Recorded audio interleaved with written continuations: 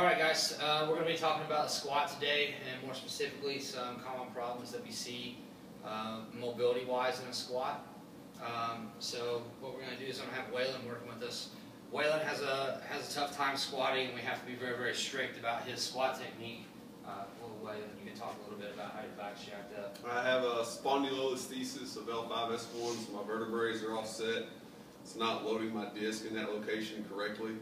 And so it handles compressive load a lot better than it does shear loading. So any movements that I do, I have to be sure that my spine stays completely neutral and that I'm not putting any excess shear force on it.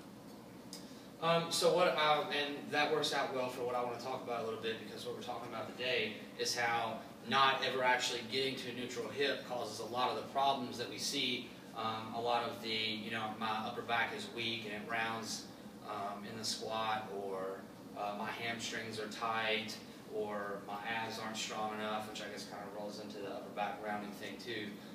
But a lot of these problems, yeah, maybe you do need a stronger upper back, and maybe you do need some stronger abs, but a lot of the problems are kind of related to mobility issues, a lot of some breathing stuff, which we're going to talk about in a second, and then actually, having a good squat and getting yourself into a neutral hip in the first place. So what I'm going to have to do is we're going to have Waylon just throw the bar up on his back. It's like he's going to squat. Now turn to the side like this. There. All right. So the first time I want what Waylon's going to do is just do a good squat. Now go ahead. So he's going to exhale real hard, and he pulls his hip up in position in the front. Then he gets a big, big breath.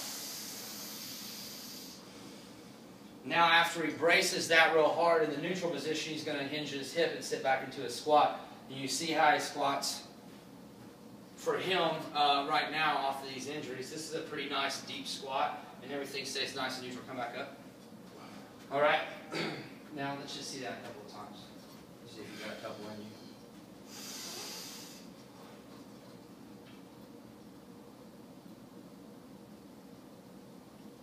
All right.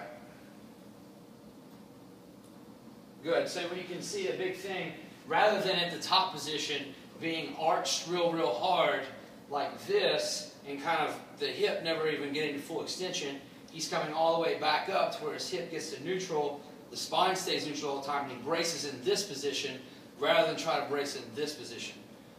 We can talk at a different point about how it's as you go way into extension like this, it becomes very, very hard to actually be able to brace. And what you're doing is why you think that you constantly need to build your lower back and build your lower back, is because you're using just all your lower back to stay in this position, and you're not bracing all the way around like we really want to, using the breath, using our breathing and bracing, and really pushing out against the belt like we're supposed to.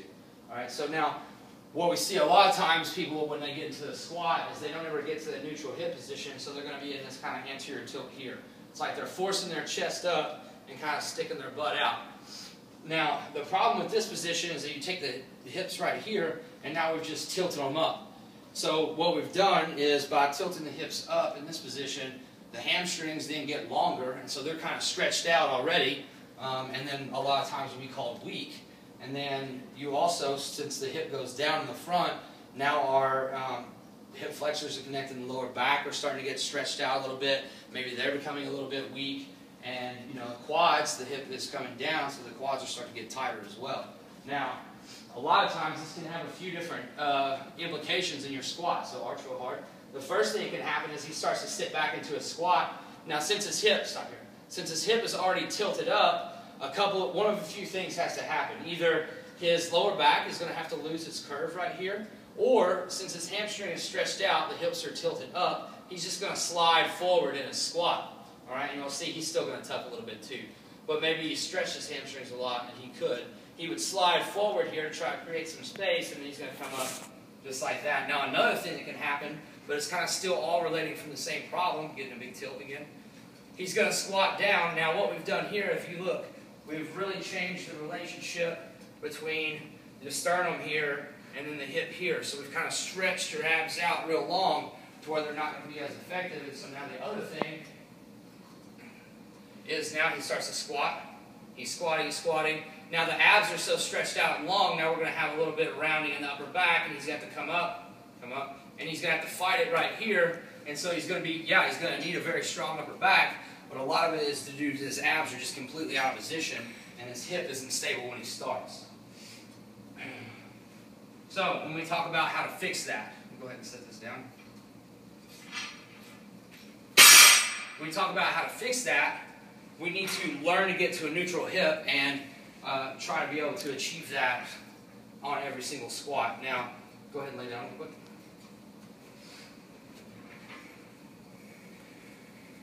This is a big reason of why people are always telling you not to stretch your hamstrings, and this is kind of rolls into our #1 problem with the squat, and kind of is just a pretty easy demonstration here. So what we're going to do is just a pretty simple active straight leg raise. Put your palms up on your sides. Good. Now, get real tight here, here. Flex those up, down where it is, and just raise this one. Good. So that's not too bad a range of motion for Waylon there. He stretches and moves around a lot. So what I want you to do now is take that big breath, and I want you to exhale hard and pull your hips up in position. Good. Flatten out against the ground here. Good. Now brace that real tight. Now let's see it again. And he comes way up here just like that. All right. Now, depending on how Waylon's been working on his hips for a while, and so his hip tends to sit in a little bit better position when he's laying on the floor now.